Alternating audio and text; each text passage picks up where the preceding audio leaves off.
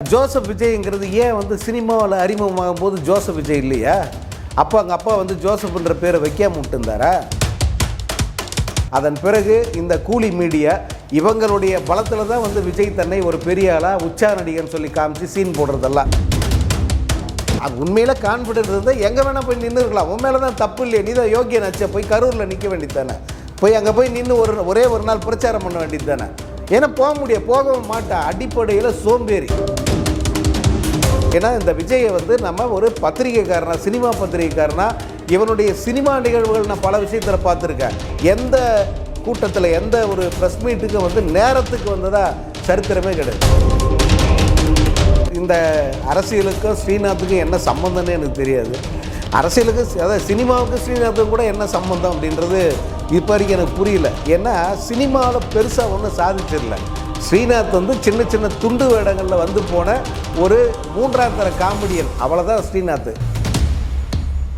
தலைவருக்கு இவ்வளோ கொடுத்துடணும், எனக்கு இவ்வளோ கொடுத்துடணும், கட்சிக்கு இவ்வளோ கொடுத்துடணும், மற்றதெல்லாம் நீயே செலவு பண்ணிக்கணும். அங்கே போயிட்டு நேர்காணல் முடிஞ்சு வந்த ஒரு நண்பர் வந்து சொன்னது இது. அவர் ஒரு முன்னாள் ரஜினி ரசிகர்.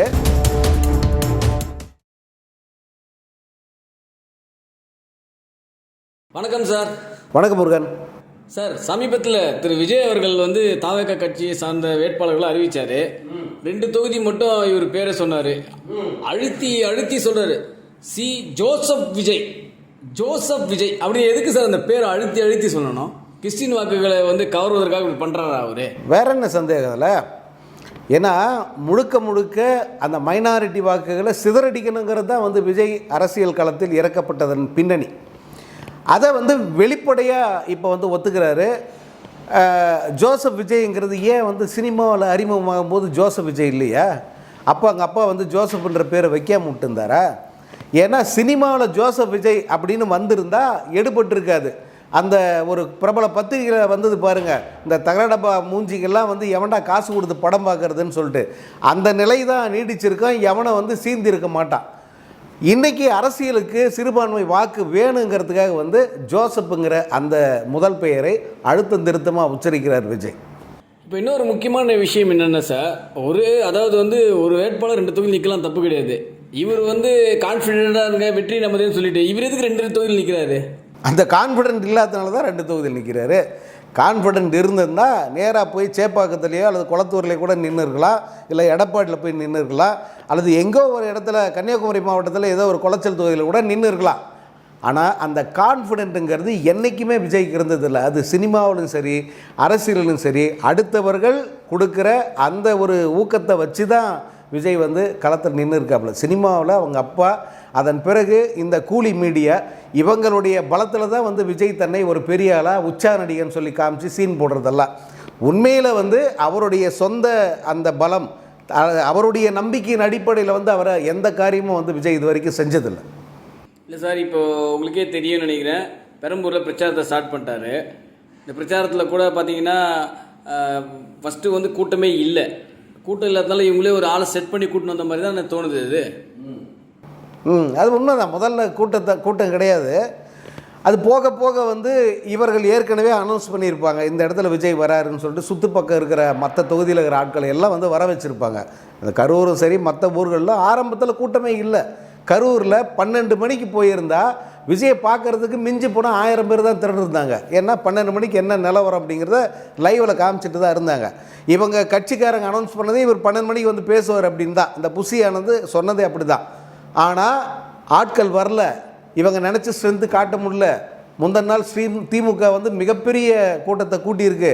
அதை மிஞ்சிற அளவுக்கு கூட்டத்தை காட்டுன்றதுக்காக தான் வந்து அவ்வளவு நேரம் காக்க வச்சு ஜனங்களை கொன்னது. அதே மாதிரியான டெக்னிக் தான் வந்து எல்லா இடத்திலும் பயன்படுத்துகிறான். இப்போ வரைக்கும் வந்து அதிலிருந்து மாறவே இல்லை, அவன் திருந்தவும் இல்லை. அதற்கு இந்த பிரச்சார அந்த கூட்டங்களும் கூட ஒரு சாட்சி. இல்லை, கான்ஃபிடென்ட்டாக இருக்குன்னு சொன்னவர் கரூரில் போய் நிற்க வேண்டியது தானே, ஏன் வந்து திருச்சி கிழக்கும் பெரம்பூருக்கு செலக்ட் பண்ணுறாரு? இல்லை, எங்கே உண்மையில் கான்ஃபிடென்ட் இருந்தால் எங்கே வேணால் போய் நின்று இருக்கலாம். உண்மையில தான் தப்பு இல்லையே, நீ தான் யோகியன் ஆச்சா, போய் கரூரில் நிற்க வேண்டியது தானே, போய் அங்கே போய் நின்று ஒரே ஒரு நாள் பிரச்சாரம் பண்ண வேண்டியது தானே. ஏன்னா போகவும் மாட்டா, அடிப்படையில் சோம்பேறி. ஒரு விஷயத்தை வந்து நேரத்துக்கு சரியாக செய்யணுங்கிறதே வந்து அவனுக்கு ஏதோ மிகப்பெரிய பனிஷ்மெண்ட் மாதிரி நினைக்கிற ஒரு ஆள். ஏன்னா இந்த விஜயை வந்து நம்ம ஒரு பத்திரிகைக்காரனா, சினிமா பத்திரிகைக்காரனா, இவனுடைய சினிமா நிகழ்வுகள் நான் பல விஷயத்தில் பார்த்துருக்கேன். எந்த கூட்டத்தில் எந்த ஒரு ப்ரெஸ் மீட்டுக்கு வந்து நேரத்துக்கு வந்ததா சரித்திரமே கிடையாது. சார், நேரத்துக்கு வந்ததா சரித்திரமே இல்லைன்றீங்க. இப்பேற்பட்ட விஜய்க்கு வந்து தமிழக மக்கள் எப்படி வந்து நம்பி வாக்களிப்பாங்க? ஏங்க, அவன் நம்பிக்கிட்டு இருக்கான். நமக்கு இவ்வளோ கூட்டம் வருது, அது கூட நம்ம செட் பண்ண கூட்டம் தான் தெரியும் அவனுக்கு. இருந்தும் கூட நமக்கு இவ்வளோ பெரிய கூட்டம் வருது, இந்த கூட்டமெல்லாம் ஓட்ட மாதிரி வந்து நம்மளை சிஎம் சீட்டில் உட்கார வச்சுருவாங்கன்னு சொல்லிட்டு ஒரு கற்பனை உலகத்தில் அவன் வாழ தொடங்கிட்டான்.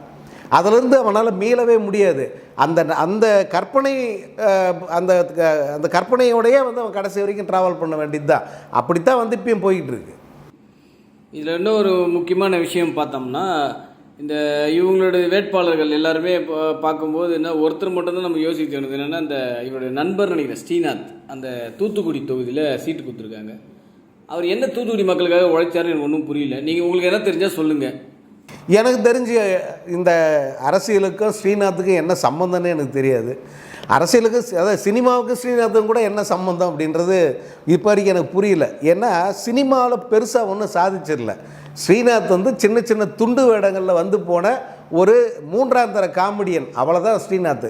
நிஜமாவே வந்து ஸ்ரீநாத் ஒரு மூன்றாம் தர காமெடியன்.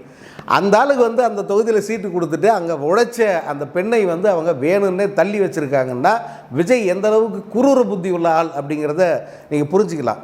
அதாவது இந்த அஜிதா, அந்த பெண்ணுடைய பிரச்சனை என்ன அப்படிங்கிறது எல்லாருக்கும் தெரியும், தமிழ்நாடு முழுக்க தெரியும். விஜய்க்கு மட்டும் தெரியாதா?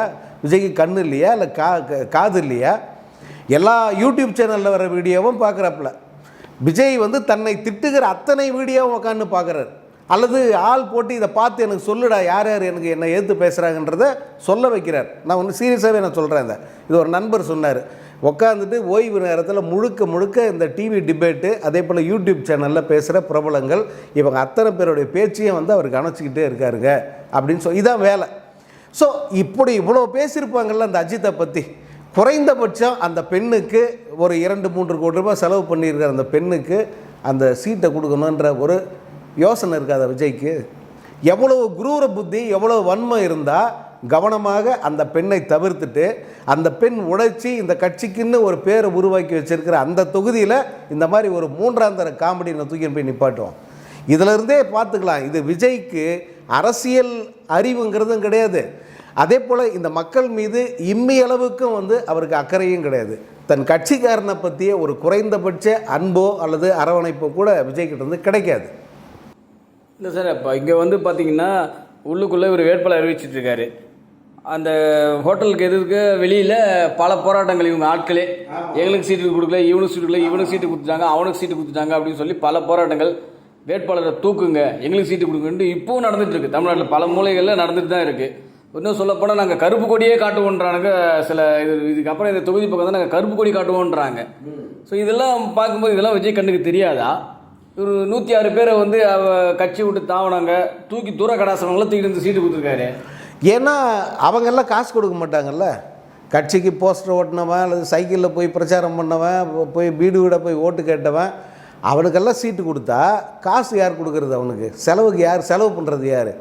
ஆனால் இந்த மாதிரி கட்சி மாறிகள், கழித்து விடப்பட்டவர்கள், இவங்கெல்லாம் வந்து கையில் காசோடு நிற்கிறாங்க. என்னை சேர்த்துக்க, எங்களுக்கு அங்கே சீட்டு கிடைக்கல, நீங்கள் சீட்டை கொடுங்க, மற்றதை நாங்கள் பார்த்துக்குறோம், அப்படி நிற்கிறவங்களுக்கு தான் வாய்ப்பு அப்படிங்கிறத தெள்ள தெளிவாக சொல்லிட்டார் விஜய். அதனால தான் வந்து இந்த மாற்றுக் கட்சியை சேர்ந்த இவ்வளவு பேர் வந்து அங்கே வேட்பாளர்களாக மாறி இருக்காங்க. ஒன்றும் இல்லை, முந்தா நாள் கட்சி மாறி நேற்று சீட்டு வாங்கின எத்தனையோ பேர் அதில் இருக்காங்க. காங்கிரஸ் கட்சி, அதிமுக, திமுக எல்லா கட்சியிலிருந்தும் போனவங்களுக்கு அங்கே வந்து வாய்ப்புகள் தரப்பட்டிருக்கு. ஒரு வகையில் வந்து அது மடம் மாதிரி தான், விஜய் உருவாக்கி வச்சிருக்கிற ஒரு மடம். அது வாய்ப்பு இல்லாதவர்களுக்கு ஒரு வாய்ப்பை தருகிற மடம். ஆனால் சாமானியமானவர்கள் அல்ல, அவங்கெல்லாம் நல்ல வெயிட்டாக காசோடு இருக்கணும். சார், இந்த ஒரே ஒரு கேள்வி தான் கேட்க தோணுது. இந்த ஆரம்பத்தில் வந்து யாரெல்லாம் தளபதிக்காக கஷ்டப்பட்டீங்களோ, யாரெல்லாம் தளபதிக்காக தெருவோ போஸ்ட் ஓட்டிங்களோ, அந்த அடிப்படை தொண்டனுக்கும் அந்த அடிப்படை ரசிகனுக்கு மட்டும்தான் இங்கே பதவியேன்னு சொன்ன அந்த உத்தமர் இப்போ என்ன சார் பேசுவார்? அந்த உத்தமோட வந்து விஜயை கட்டி பிடிச்சி கண்ணீர் விட்டு நிற்கிறாரு. அது அத்தனையும் பொய்ன்றது அந்த கட்சியில் இருக்கிறவங்களுக்கே தெரியும். இந்த புஷி ஆனந்த் சொல்கிறது அவ்வளவும் பொய். இவன் சொல்கிறபடி வந்து நமக்கு சீட்டு கிடைக்காதுன்றது தெரியும். ஏன்னா இந்த சீட்டை ஆரம்பத்திலே விலை பேசுகிறது யார்? புஷி ஆனந்த் தான். எனக்கு ஒரு அமௌண்ட்டு, கட்சிக்கு ஒரு அமௌண்ட்டு, தளபதிக்கு ஒரு அமௌண்ட்டு. இந்த சீட்டு கேட்டு போன அத்தனை பேர்கிட்ட முதல்லையே போட்ட கண்டிஷன் இது. அது மட்டும் இல்லை, கட்சியினுடைய நிர்வாகி பதவி எதனா மாதமாக சம்பளமாக கொடுக்குறாங்க, அதுவே ஒரு வெத்து போஸ்ட்டு. அந்த வெத்து போஸ்ட்டுக்கே வந்து லட்சக்கணக்கில் பணம் வாங்கினவர் தான் புஷி ஆனந்த். அப்படி வாங்கும்போதே நீ தேர்தலில் எலெக்ஷனில் நிற்கணுன்னா தலைவருக்கு இவ்வளோ கொடுத்துடணும், எனக்கு இவ்வளோ கொடுத்துடணும், கட்சிக்கு இவ்வளோ கொடுத்துடணும், மற்றதெல்லாம் நீயே செலவு பண்ணிக்கணும். அங்கே போயிட்டு நேர்காணல் முடிஞ்சு வந்த ஒரு நண்பர் வந்து சொன்னது இது. அவர் ஒரு முன்னாள் ரஜினி ரசிகர். அவர் சொன்னது இது, அவர் சொன்ன தகவல் இது. இப்படித்தான் வந்து அவங்க அங்கே இருக்கிறவங்களுக்கு சீட்டு கொடுத்துருக்காங்க, கட்சி பதவி கொடுத்துருக்காங்க. மற்றபடி வந்து கட்சி தலைவனும் போய் தான் சொல்லுவான், அந்த கட்சியை சேர்ந்த நிர்வாகிகளும் போய் தான் சொல்லுவாங்க. வாழ்க்கையில் தப்பித்தவரை கூட உண்மையே பேசாத ஒரு மோசடி கும்பல் யாருன்னா இந்த தவிட்டு தற்கூரி கழகத்தை சேர்ந்தவங்க தான். இந்த ஒன்று தான் சார் கேட்குறேன், இந்த சோத்தில் உப்பு போட்டு சாப்பிட்ற எவனாச்சும் இருந்தால் புஷி ஆனந்தை பிடிச்சி கேள்வி கேட்கணுமா வேணாமா? அதுதான் சொல்கிறேனே, அவங்களுக்கு அந்த சூடு சொரணை எதுவுமே கிடையாது. ஒரு சூடு சொரணை உள்ள எவனாவது அந்த கட்சியில் குறைந்தபட்சம் அந்த கட்சி ஆதரவாளன்னு சொல்லிப்போனா, அப்படி நினைக்கிறதே வந்து மிகப்பெரிய வெட்கக்கேடு அப்படிங்கிற கூட்டம் உள்ள ஒரு மாநிலம் இது. ஏன்னா நம்ம பார்த்த அரசியல் தலைவர்கள், நம்ம பார்த்த அரசியல் கட்சிகள், அவங்களுடைய அரசியல் செயல்பாடுகள் அதெல்லாம் வந்து வேற. இது வந்து முழுக்க முழுக்க இந்த காலகேயர்கள் மாதிரி வந்து திடீர்னு தமிழ்நாட்டில் ஊடுருவி இருக்கிற ஒரு மோசமான ஒரு கும்பல் இது. இவர்களை பார்க்கிற பொழுது இவர்கள் கூட போய் சேர்ந்து அரசியல் பண்ணுன்னு சொல்லி யாருக்காவது தோணுமா? அப்படிப்பட்ட ஒரு கூட்டம், அந்த கூட்டத்துக்குன்னு ஒரு தலைவன், அந்த புஷி ஆனந்த் மாதிரியான ஒரு சோத்தால் அடித்த பிண்டங்கள், அவங்க ஒரு தனி உலகத்தில் வாழ்கிறாங்க. அது அப்படியே வந்து தொடரட்டும். இந்த தமிழ்நாட்டுக்கு அவங்களுக்கு எந்த சம்மந்தமும் இல்லைங்கிறது வருகிற நாட்களில் தெரியும். Thank you very much sir. நன்றி. இது போல பல வீடியோக்களை கண்டு மகிழ எங்களது ரீசன்ட் வாய்ஸ் சேனலை மறக்காம சப்ஸ்கிரைப் பண்ணுங்க.